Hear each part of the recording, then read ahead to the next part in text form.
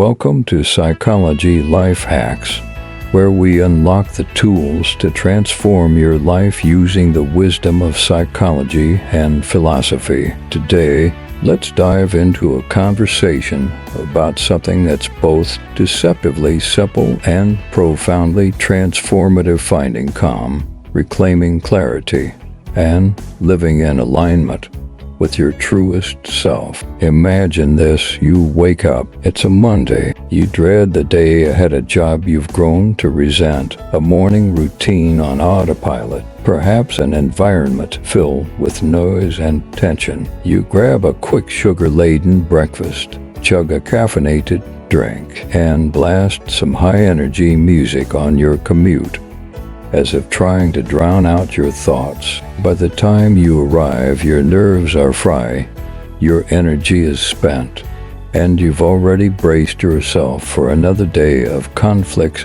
and chaos. Let me tell you, there's another way to live. Life as we experience it can feel like a whirlwind, a relentless tug-of-war between external demands and internal desires. But here's a truth we often overlook: chaos is a choice. The people we allow into our lives, the habits we tolerate, the thoughts we entertain, they either pull us toward peace or shove us deeper into disorder. Have you ever noticed how conflict, even when external, seems to grow louder within your mind? That toxic friend, that draining family member, the endless cycle of melodrama, they're not just taking up space in your life, they're siphoning your peace, your potential. It's time to walk away, not out of selfishness, but out of self-preservation. Psychologically, our nervous system thrives on stability.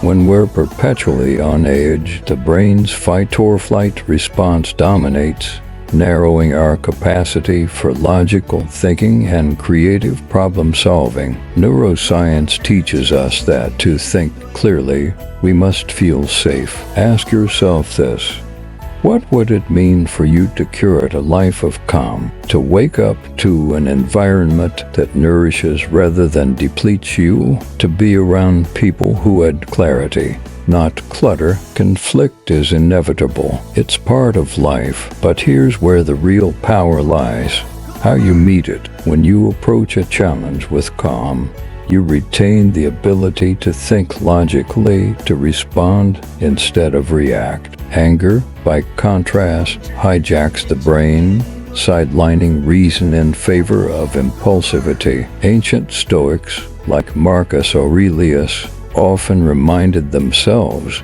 you have power over your mind, not outside events. Realize this, and you will find strength. Being calm doesn't mean being passive. It means being deliberate. It means entering the storm with clarity, knowing you're not defined by the chaos around you, but by the stillness within. Let's shift gears for a moment and think about joy. Too often, we chase it like it's an elusive prize, something to be earned only after we've ticked all the boxes: career success, societal approval, perfect relationships. But joy isn't out there, it's here. It's now. It's in the small, intentional choices you make every day. Picture your life 5 years from now if you let your bad habits run unchecked. Where would you be? Would you feel proud of the person you've become?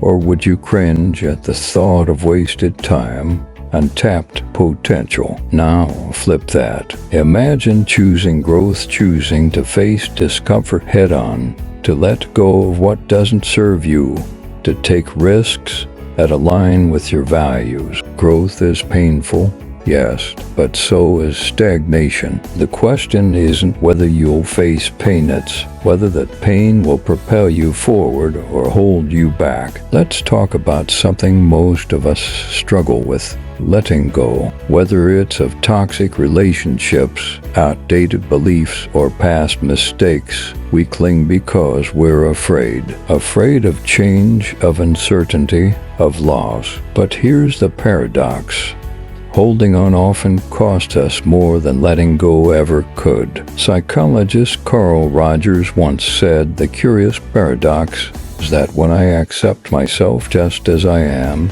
then I can change." Acceptance isn't resignation. It's the starting point of transformation. When we release what no longer serves us, we make room for what does. This isn't just psychological wisdom, it's philosophical truth. Buddhism, for instance, teaches that attachment is the root of suffering. To find peace, we must first unshackle ourselves from what weighs us down. There's a quote I love: "Time will pass anyway. The question is, how will you spend it?" Life is fleeting, unpredictable. It doesn't come with guarantees or do-overs. And yet, so many of us live like we have all the time in the world. To start living authentically, ask yourself, whose life are you living? Are your choices guided by your own inner compass, or are they dictated by the expectations of others? Steve Jobs once said, "Your time is limited, so don't waste it living someone else's life." To live with purpose is to align your actions with your deepest values, even when it's uncomfortable, especially when it's uncomfortable. At the heart of all this lies one fundamental truth: you are enough. You don't need to prove your worth by overachieving or conforming to others' standards. You don't need to wait for permission to pursue the life you want. As Goethe famously wrote, "As soon as you trust yourself, you will know how to live." Trusting yourself means believing in your ability to navigate uncertainty, to learn from failure, to grow through adversity. It's about having the courage to step into the unknown, knowing that every step, however small, is shaping the person you're becoming. If today feels heavy, know this: it's okay to pause. It's okay to take it one breath at a time. Growth isn't a sprint.